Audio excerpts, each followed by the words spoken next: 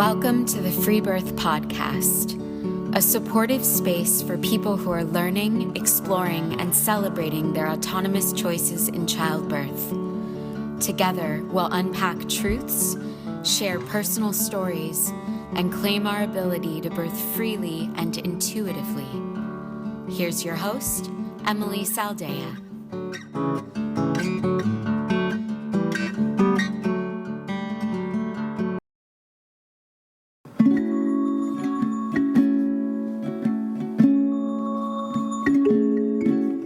Lots of different ways to interact with Free Birth Society and our work in the world. We have our flagship course, The Complete Guide to Free Birth, which is an incredible online course jam-packed with everything we think one would want to know to feel confident to birth in their power. We also recently released a companion course full of meditations, sacred rituals, and journaling prompts to support in releasing fear and tuning in to your ancient womb wisdom. We, of course, have our private membership if you're looking for a community of like-minded, radical, and wild women, and you can apply for that on our website. We offer personalized, one-on-one transformational coaching with a focus on learning the tools to move out of victim consciousness and into self-responsibility, which is, quite frankly, freedom. And it's worth mentioning that if you've been drooling over our Mother Lovin' Retreat in Dominican Republic this coming February, we do have a few spots left open, and you should totally come join us in a magical week in paradise. Find out more about all of this on our website, freebirthsociety.com.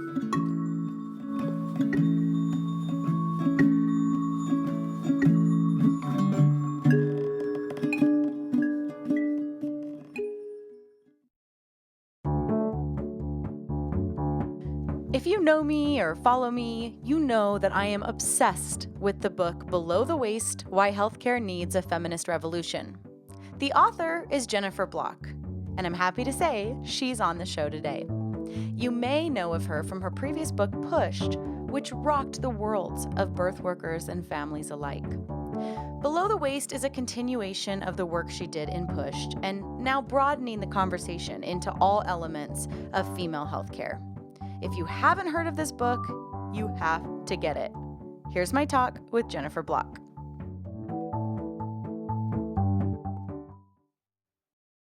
Yeah, I'd like to just back up a little bit and ask you where the impetus for this book came. On the one hand, it feels kind of obvious because it was such a important book that needed to get written, and you were obviously the woman for that job. But I'm wondering, as someone who read Pushed and just such a critical, important book for this country at that time, and it's still super relevant, even though now it's like kind of an old book. It was 2007, right? Yeah. Crazy. I still feel like it's 2007, but it was actually kind of some time ago. So what happened in between that book and this book? And were you in the creative process of this book most of that time? Because it's a pretty big gap, I guess.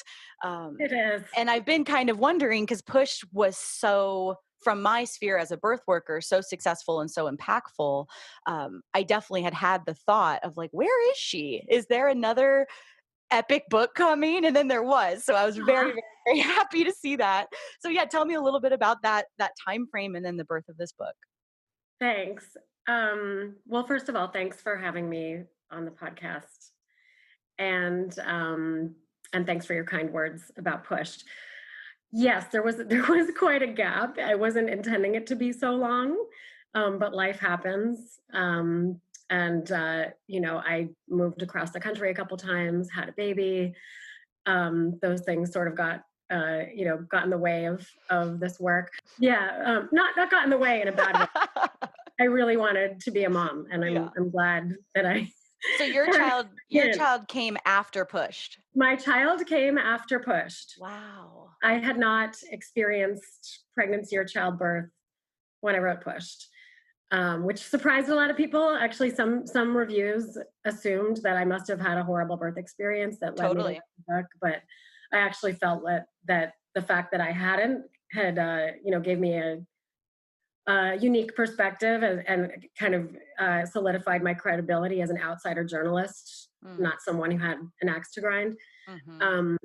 So yeah, the book, I mean, this book really grew out of Pushed very directly because I still had a lot of questions after Pushed, especially about the feminist movement and this lingering question about where the feminist health movement was, what happened to it.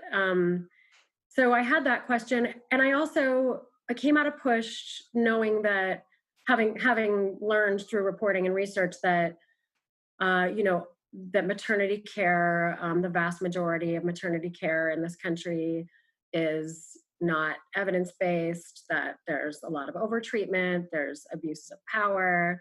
That I think my one of my friends now who blurbed this book, Elisa Albert, wrote that it's like the one last bastion in the United States where it's okay, like where violence against women is accepted routinely. Yep. So, and we didn't have those words when I wrote Push. We didn't have overtreatment. We didn't have obstetric violence. And so I looked up from that and I started to meet women who had had hysterectomies that they felt were unnecessary and had very much harmed them and their quality of life and their sex life and their mental health.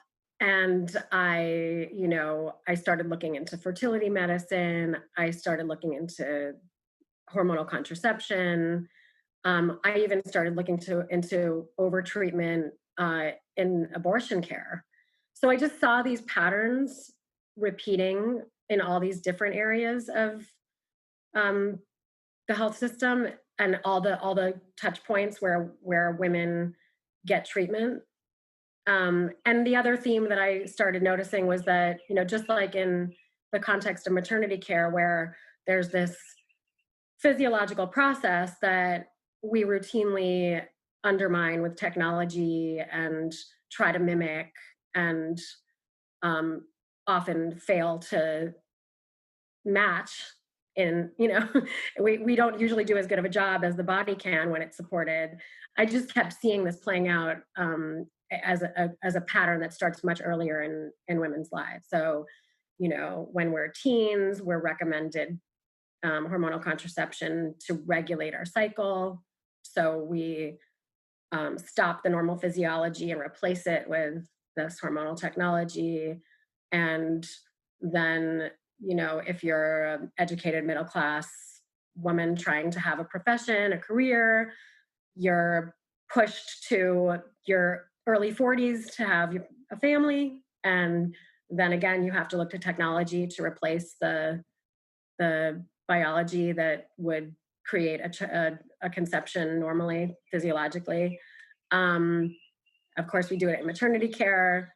And then, you see it in the later stages of life as we enter perimenopause and menopause, where we've defined the stage of life as a, period of estrogen deficiency, and, our uteruses are no longer have any value. We just dismiss the physiology and the organ itself.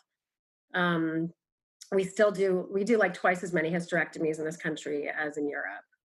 And so gnarly. I still am seeing OBGYNs on Twitter right now who are incensed about that Cosmopolitan article. I don't know if you're following this at all. But I'm not on Twitter for my own mental health. Talk about it. Yeah, great. Tell me about it. But I still see this defense of hysterectomy as, the research shows it has no impact on women's sexuality. And use logic. Well, it does defy logic, but my own research, when I asked experts about this, like, where does this claim come from? What is the research? They say, actually, there's very little research. And the research only follows women 1 or 2 years out from their hysterectomy. And it only measures things like how frequently they have intercourse. It's not asking them about orgasm,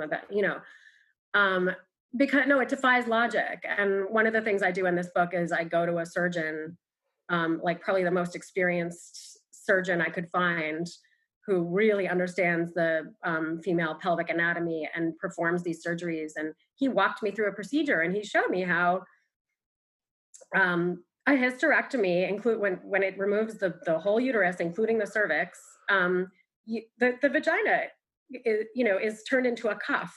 So your vagina is short. It's inevitably shortened. Even if the best surgeon does this, it's inevitably shortened. And now we know that there are these nerves in the cervix, and one of them connects to the clitoral complex. And so that's removed. So it doesn't make sense that it wouldn't somehow impact. And thank goodness some women don't have a huge impact. They Right. still can have a, maybe their uterus was causing them so much pain and Mhm. trauma that getting rid of it was, Worth enable it. them to enjoy Yeah. their pleasure again. So it's not true for everyone.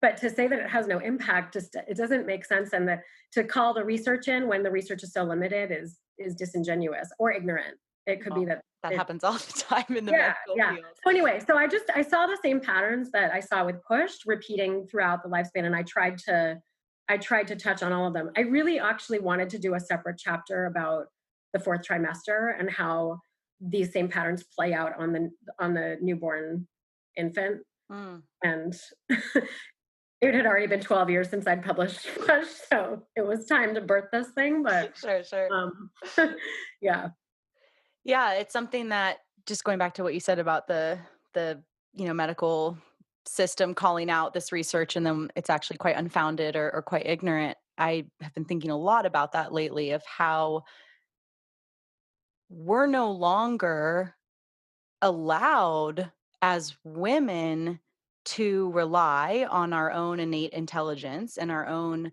um, what would feel like instinctual logic, without the backing of research and evidence. So an example being, we put out a lot of content about, normal physiological birth and the hormonal blueprint and mother baby and the optimal mammalian, unfolding of bonding and all of this stuff. And very often when we talk about breastfeeding, we are met with, where's the evidence? We talk about, maybe perhaps it's, just that objectively breast milk as an alive substance curated for this baby is objectively healthier than formula. That doesn't mean, obviously, fed is best, duh. And breast milk is biologically optimal, also, mhm, duh. yeah, Okay. But there's a lot of controversial evidence, quote unquote, around this. And so my business partner, she used such a great analogy the other day. She said, it's like someone saying, where's the evidence that a penis may feel better than a dildo? It's like, where's the evidence? And it's like, what happened to logic, and that we don't get to have, um, and I understand logic is subjective, and I yeah, get where that could get hairy and all of that. But in terms of yeah, instinctual, biological intuition and our innate intelligence, we're really just so lost in this patriarchal, scientific method, very paternalistic way of proving things, and the kind of comical, though frustrating, irony of the whole thing is that the evidence keeps coming back to prove what we've always known, yeah. as women and as mothers. I think we do get carried away with this.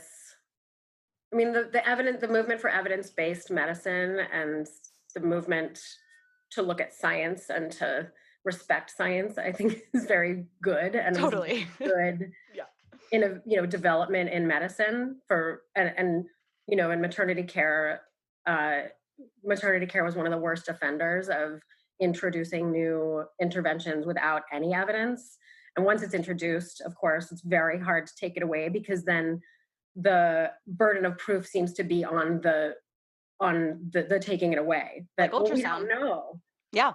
if we need evidence that so electronic fetal monitoring and episiotomy and induction before a certain time, like all these things, now we have evidence that we've Hmm. been causing harm, but they were introduced without the evidence. So it's important, but I also think that it can be weaponized, and we get carried away with demanding so much evidence when, right, the logic is very powerful on its own. Right. And there was a great documentary several years ago, I think it was called Breast Milk. Hmm. um, and I saw a screening of it and met the filmmaker, and I think her name, I don't want to mess it up. I think her last name is Ben Ari, but I would want to look that up. It's been a while. But I really loved what she said because she was like, you know what? The evidence is separate. I'm going to set that aside. This movie is not about the evidence. I did not. I mean, I asked her, it was the movie really focused on these women's experiences. And it was at a time when there was this book out, Is Breast Best? And there was this academic argument, and Hannah Rosen had written a piece in The Atlantic, The Case Against Breastfeeding. And there was all this well, yes, there's evidence, but there's also evidence that it's not that big of a deal. And this filmmaker was like, you know what? I don't need evidence to tell me that a fresh raspberry is better than a frozen raspberry. Like, Right. and men don't need, exactly the point you're making. Men don't need anyone to tell them. Right. Right.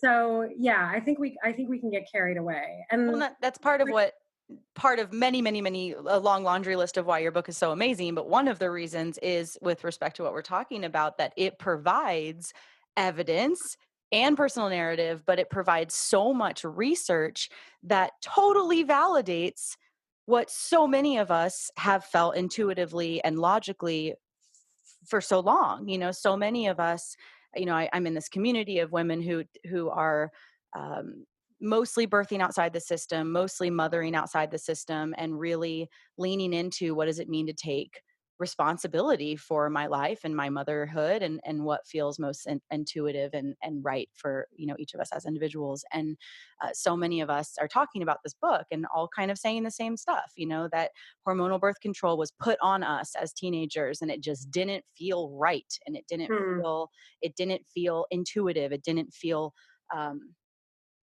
like the wise way. And so as soon as we got awoken to being able to make our own choices, the very common story is that we all ditched it, and it goes on to every chapter really of your book, that you gave such a gift to women, I mean, and men and babies and everybody, but that you are providing this really intelligently woven, evidence-based book that is super validating to stuff that also is really obvious, but we need this to have the conversation, and so you've just really given a lot of people a tool that we can share and that we can circle around and that we can reference. And yeah, anyway, so well, thanks for saying that. that's nice. I think that we're at a little bit of a crossroads with this question of what's valid, whose information is valid, and this is something that I think I credit the feminist health movement with disrupting, because they, at the time, there was no internet, there was this was pre Our Bodies Ourselves, pre bookshelves full of books about women's health and anatomy, and all they had was what they were being told by a very male dominated, patriarchal, paternalistic medical establishment. And they stood up and said, no, we need to get together. We need to talk to each other about what we're experiencing. We need to look at each other's bodies. We need to write our own books. We need to create our own knowledge base, because the textbooks and what we're hearing from the MDs is not our experience, and we're hurting. And so they really disrupted that notion of only some knowledge is and what we mean by that, of course, is male knowledge, like the elite at the time, like the medical doctors and their books. But I think now we're kind of back at this point where, like I said, research is being weaponized. The whole idea of what it's called authoritative knowledge in scholarly terms, and it certainly shows up in the context of birth.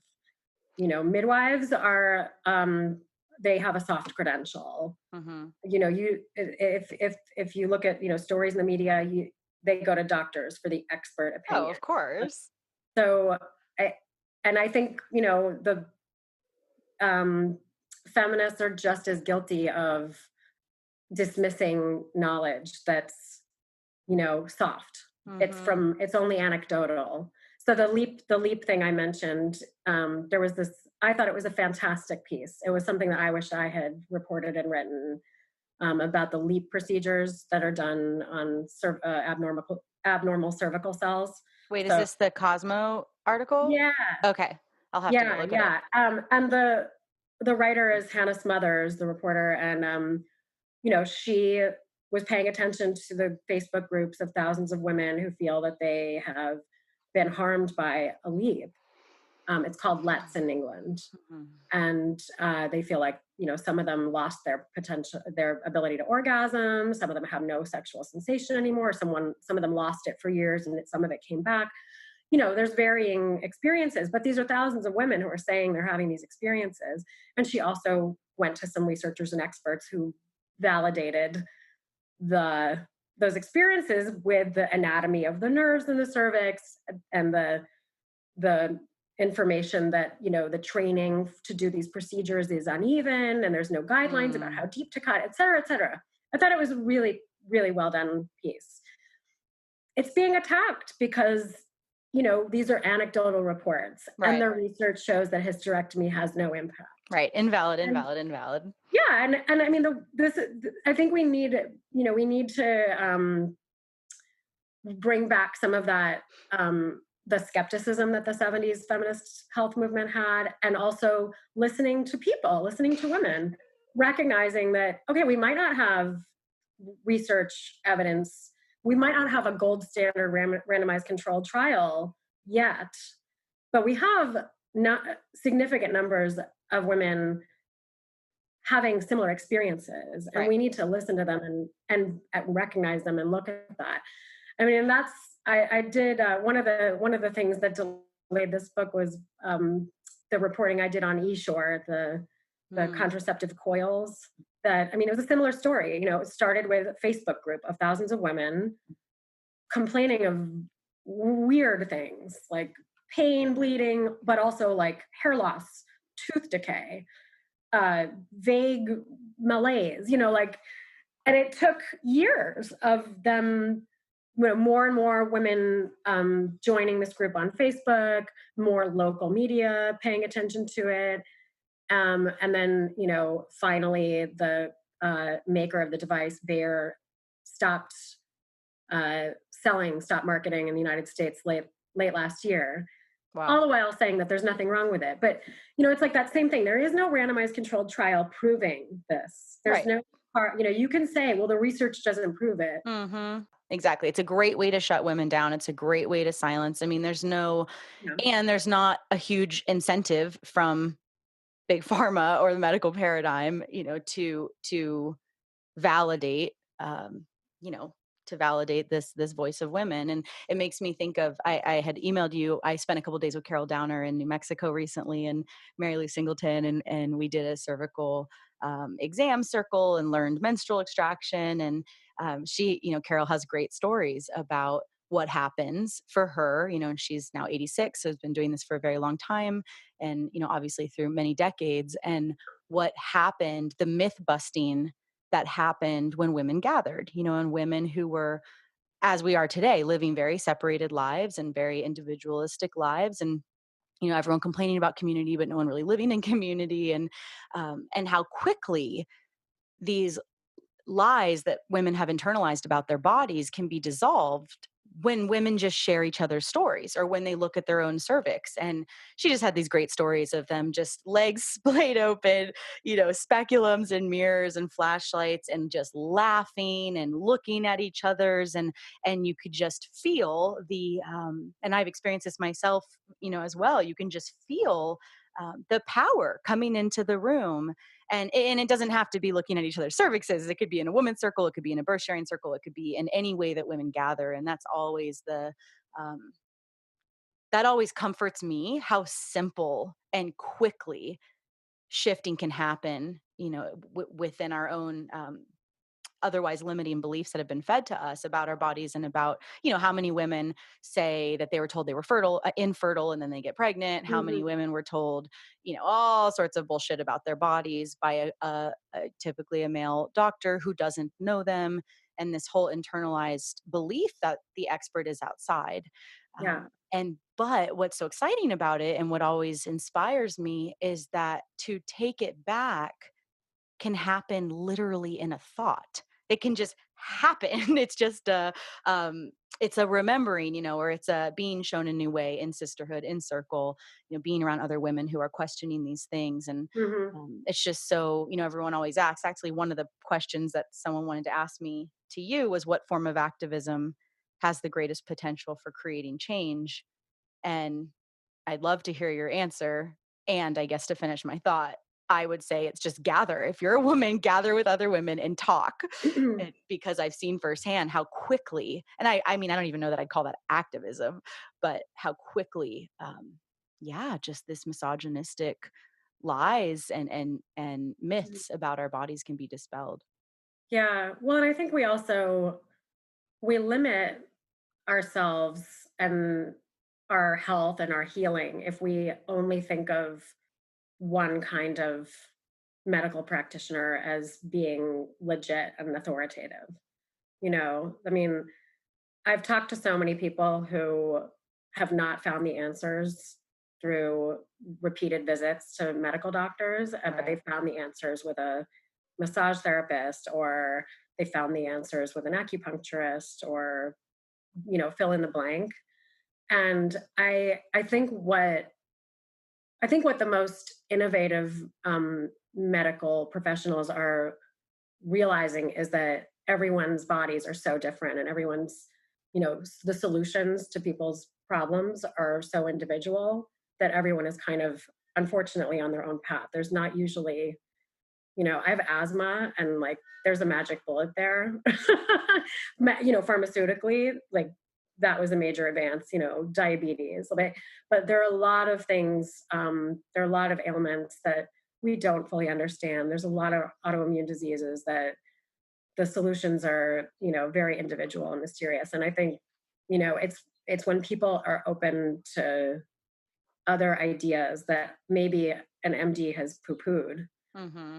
that they start to find solutions. So, um, gosh, in terms of activism, I mean, I think in this moment, I think the bravest work is, collecting misoprostol pills and learning how to do um, menstrual extraction, manual vacuum aspiration, relearning the methods of bringing back the the menses, aka early abortion, because I mean, I think we are looking at a highly likely scenario of several states where it's completely inaccessible and illegal.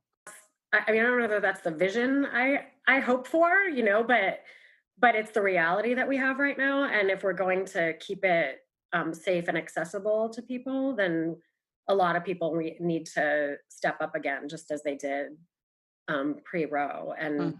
be, you know, be helping people. I mean, I think like the real vision is what the really radical feminists wanted in the early 70s, which was repeal of all the laws so that there is no restriction. And Yeah. it's not, and we don't legislate this medical procedure at all. I Hmm. don't know when that's ever going to happen, but some states are taking some measures to, I don't know if most people know this, but Roe basically limited the procedure to physicians. And at the time it was passed, physicians were very anti doing it in office. It was like it had been a surgical procedure, it had been the DNC for so long. And just as Roe was passing, the technology was changing and it was becoming this much more low tech, easy Hmm. um, procedure that I write about in the book, that fascinating history that I think we don't really know because we don't like to talk about the details of abortion. But it hasn't been a surgical procedure. We always talk about it as like surgical, non-surgical. It hasn't been surgical for at least 40 years. And it's the MVA is an extremely low tech, safe procedure that around the world, most of the people who practice it are not doctors. Right. They're nurses, they're health workers, and Midwives. yes, and we could have a scenario in the United States where a whole lot of people are able to do it. It's within their scope of practice, so it could be midwives, it could be physician assistants, it could be nurses, and so in New York and California, I believe certified nurse midwives and physician assistants Yeah. and nurse practitioners are now able. But they don't. Right, right, but there are still all these barriers. Yeah. Insurance, their hospital, the Society. practice, the practice. They could be afraid, Yeah. legitimately. So yeah, and actually in New York, I know that it's been a lot longer that physician assistants could do it because there was a case brought in the 90s, and so there was only like one doing it, the one who brought the case. Yeah. I don't know any midwives in California. I know that their CNMs are legally, it's within their scope, but I don't know one who is doing it. I mean, Yeah, I'm sure there's some at clinics, but in terms of right, a midwifery practice. right, yeah, and I think it's unfortunate that we have this scenario right now where we're like hanging on to clinics by our fingernails, because it's like that's where we've ghettoized abortion into this other place, into outside of the healthcare system. And as I write about in the book, it's not an experience that most people find pleasant. I mean, not that an abortion is ever really pleasant, but having to wait in a waiting room, having to go to a provider who you don't know. The fact that we can't just go to our doctor who knows us in the privacy of their office and have this very simple procedure, is it's not very dignified. And Well, many clinics don't allow a support person, so you're in there alone. If you have high anxiety, they don't have anything to offer you other than sedatives.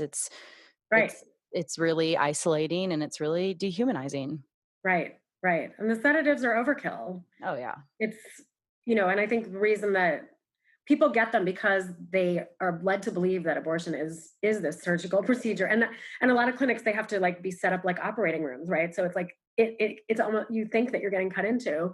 So it's like, yeah, of course, put me out. When people realize that it's so simple and over in 5 minutes, and that you can, if you're not sedated, you can just get up and go out to lunch or whatever you need to do. Right. Well, I remember Carol saying over that weekend, she said, and you don't have to be worried when inserting the tube. The name's escaping me right The now. cannula. Yes, thank you.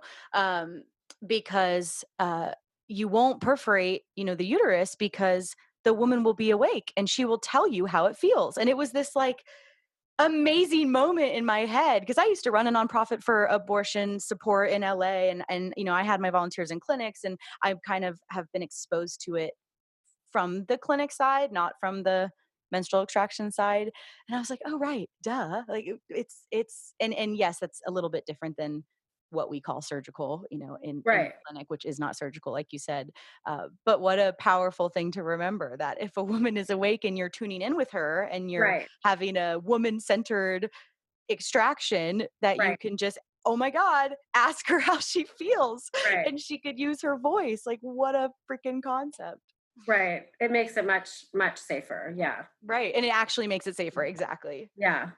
Yeah. Okay. So one question I had for you was there a particular piece of research that blew your mind, surprised you when you were digging into all of this? Does anything come to mind when I asked that you were like, oh yeah, that blew my freaking mind? There is a birth related one.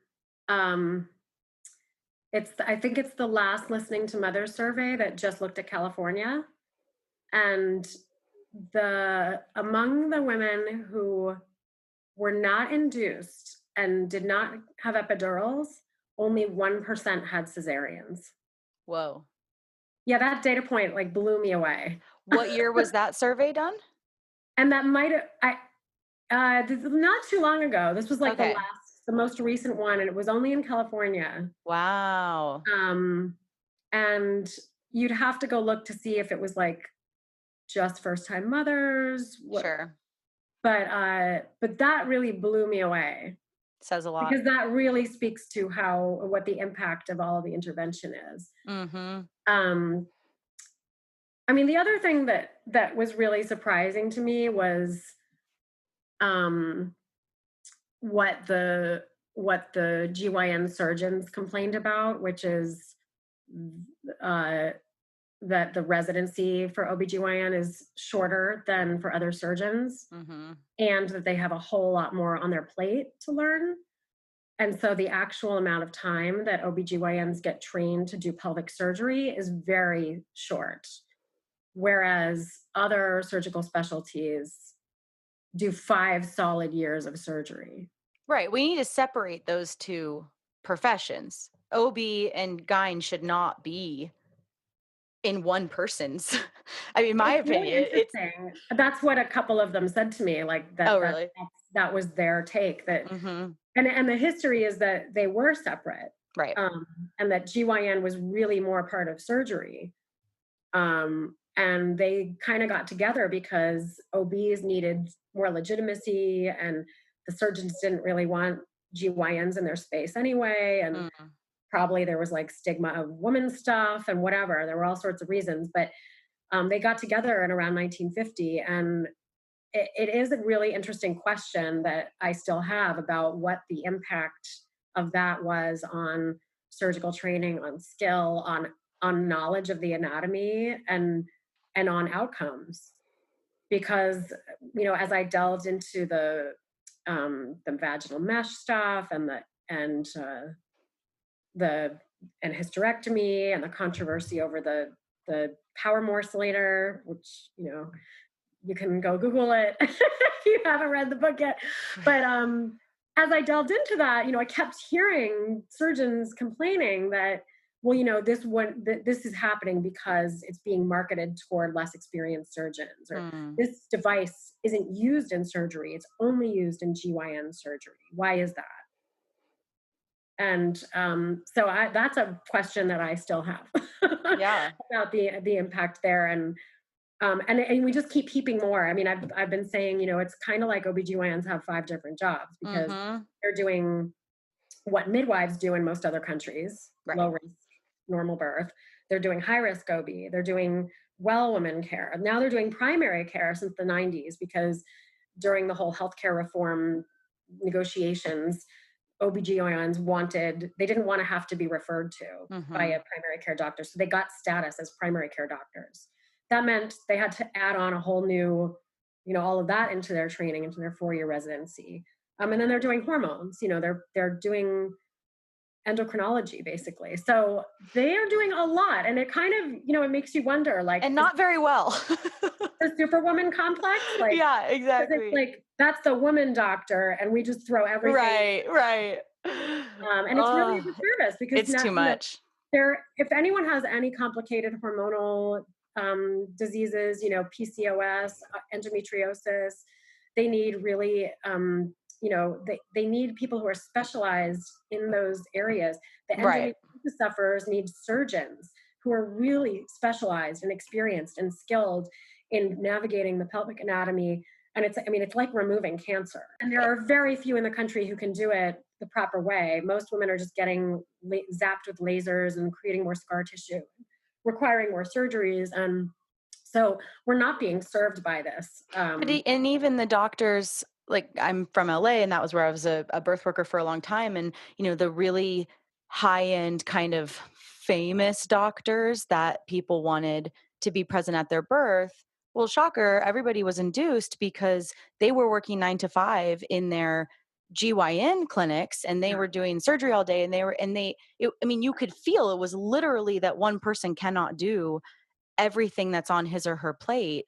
And people really suffered. People really Mhm. suffer. Women and families really suffer from this, like you said, superwoman complex. There's literally not enough time in the day, and then we add the unpredictability of labor, and so of course we have to then make it predictable to fit into pretty much an impossible, capacity, or an impossible bandwidth. Okay, let's switch channels here, because obviously you can't cover everything in your book, and you lightly touch on, you do mention surrogacy, which has increasingly become a very big topic for me personally, and really learning about it, and how staunchly against it I have become as a woman rights and human rights and feminist issue. um, I'm wondering, kind of, what was it, just because you can't put everything in a book? Like I know you mentioned it, but anything to add, to any thoughts around that? About surrogacy specifically, Mhm. Yeah, I wrote a piece about surrogacy a few years ago for Babbel. And I mean, I think it's really complicated. It's, it's a huge, it's a risk. It's asking a person to take a huge risk with their body. It's putting, a price on it that it's hard to quantify, and it's so tricky because uh, it threatens a woman's autonomy. I mean, once you have like a fetus in you, or two fetuses, or three, who are contractually owned, claimed for by other people with their own interests, then where is the woman's body in that? Like, can she eat what she wants? What if she wants a home birth? What if she doesn't want three fetuses in her? So that was the case that I wrote about, was someone who had offered to be a surrogate for friends, and the when she went to have the embryos implanted, while she was under sedation, she signed away consent for three to be implanted. Yeah. And that is completely unethical. That should have been a conversation when she was like upright with her clothes on in an office, not flat on her back sedated. And the physician said, "Oh, don't worry, there's like no chance that they'll all take." Well, they all took. Oh my And this gosh. was a person who was very pro-life, and the quote unquote owners, the parents, the genetic parents, didn't want three. Oh They my wanted gosh. one. And this woman did not want to, she was really personally against abortion. And she ultimately agreed to reduce to two. I think she got a vaginal birth, but did not want to have a hospital birth, and ended up having one. Anyway, and so she really, she came out of that really questioning the decision to do it. She actually she didn't want to get paid. She was doing it out of altruism. But I mean, I don't. I try to maintain a distance from these issues as a journalist, and so just to tease out the issues and the complications, and talk to the scholars who have done all the thinking about it and who have strong opinions. But I do think it raises all these thorny questions, and the big, as a feminist, as a person who's like pro autonomy, I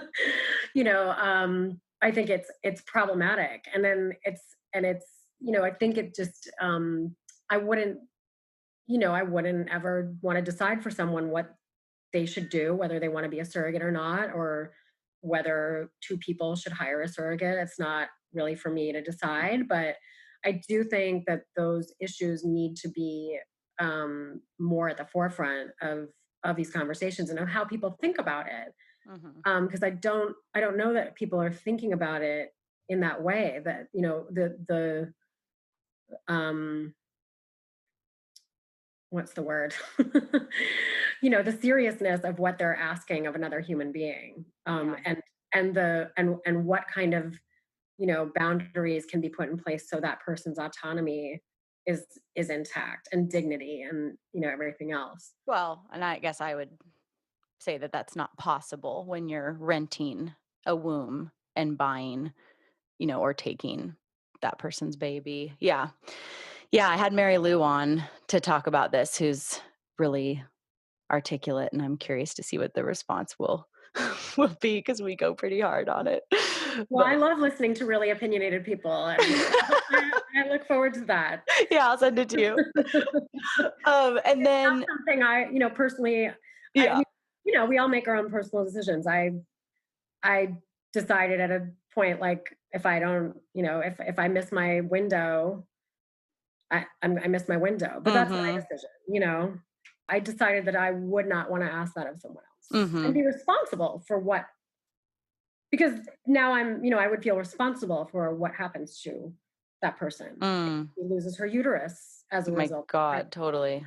Or worse. I mean, yeah, one of the women I interviewed, I now remember, she nearly died. I mean, she nearly bled to death because of complications. And so it's a serious thing. And I think It was a surrogate baby? the woman who was Oof. carrying the baby for, yes. But I think what this relates back to my book and my, my like thesis is that we have not reconciled the biological clock with our culture and our, late capitalist culture where we have to work and work and work. And if we, as women, want to have a career, want to be academics, want to be CEOs or whatever, like we are expected to work through those fertile years and we are expected to, just go to technology. Mm-hmm.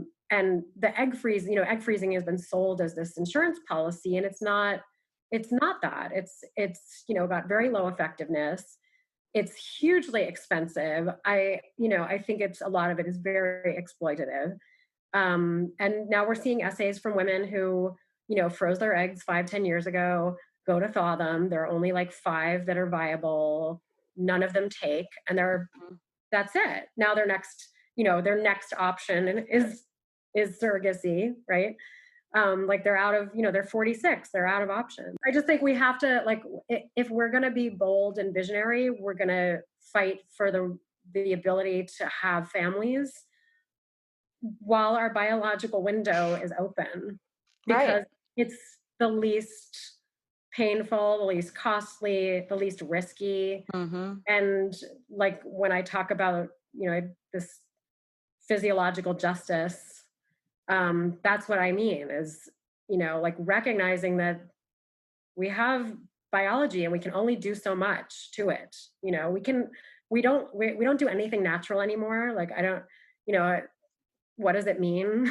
Right. I'm living in a house with 4 walls and, I have unnatural heat and I have a fridge and like, we don't do things natural, but we can only do so much to manipulate our bodies.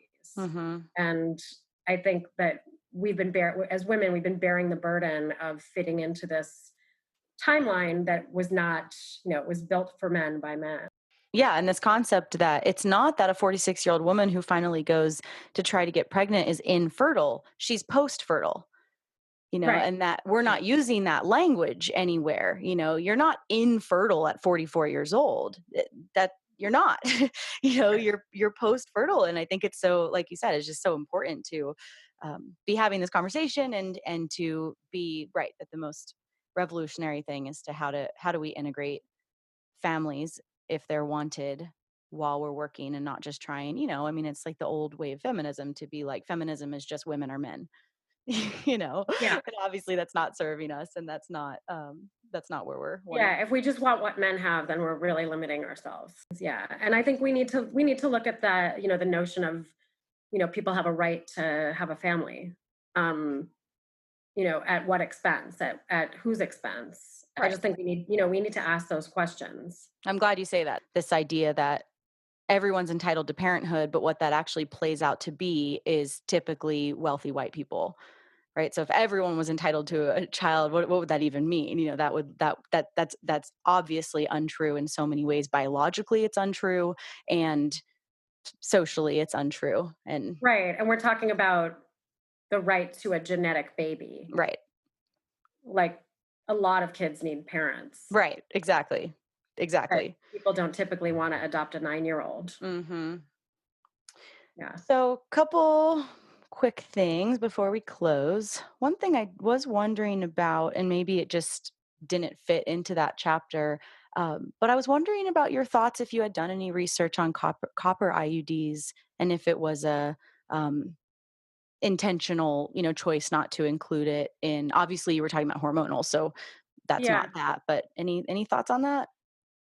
I don't know a ton about copper IUDs. I know that there are some adverse events even with those. Sometimes they break, sometimes they cause women too much pain and bleeding. My understanding is that they sort of irritate the lining of the uterus. But I think like people have to do what works for them. And, if they need something that's discreet and that they don't need to remember and, hormones don't work for them and they don't want them, then I think it's good that it's there, you know. But I would love to see more discussion of the fertility awareness method and the fact that it actually is backed by study and works shockingly well, and it's not like super rocket science. Not at all. It's very I think simple. it's kind of unfortunate that, the recommendation is that you take an 8-week class, and you know, I think that's great, but most people can't do that. That's not, but I just think even spreading the information about the basic knowledge of that, that when people who are cycling are only fertile for a few days, and there are ways to tell, and just that basic knowledge would be so empowering to people. And um I just think it's still sort of stuck in the fringes and dismissed as the rhythm method, and Totally. not acknowledged, and even withdrawal. Mm-hmm. I love the researcher I talked to who was like, I love talking about withdrawal.